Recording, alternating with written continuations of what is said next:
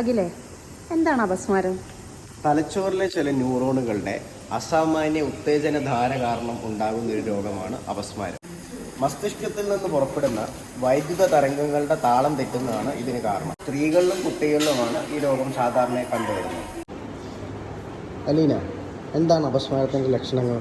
രോഗി നിശ്ചലനായി കുറേ നേരം യാതൊന്നും ശ്രദ്ധിക്കാതിരിക്കുന്നതാണ് ഇതിൻ്റെ പ്രധാന ലക്ഷണം. കൂടെ മുഖവും കൈകാലുകളും കൂച്ചു വലിക്കുന്നതും വായിൽ നിന്ന് നുരയും പതിയും വരുന്നതുമാണ് മറ്റൊരു ലക്ഷണം. ഇതിനുശേഷം രോഗി കുറേ നേരം ബോധരഹിതനായിരിക്കും.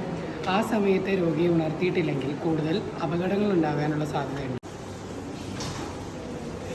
സഹ്റ, അപസ്മാരം വരാനുള്ള കാരണങ്ങൾ എന്തൊക്കെയാണ്? അപസ്മാരത്തിന് മരുന്ന് യഥാസമയത്ത് എടുക്കാതിരിക്കുമ്പോൾ അപസ്മാരം വരാനുള്ള സാധ്യത വളരെ കൂടുതലാണ്.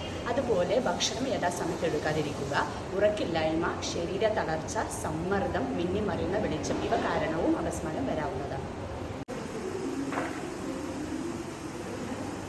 ജേസ, ദന്തചികിത്സയ്ക്കിടെ അപസ്മാരം വന്നാൽ എന്ത് ചെയ്യണം?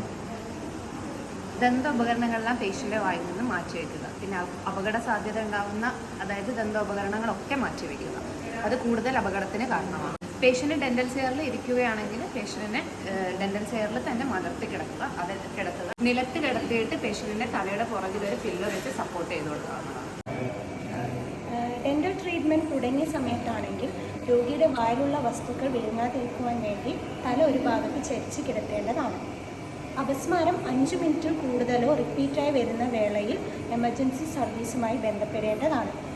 കഴുത്തിന് ചുറ്റുമുള്ള ഇറുകിയ വസ്ത്രങ്ങളോ ബെൽറ്റുകളോ അഴിച്ചു വയ്ക്കേണ്ടതാണ്.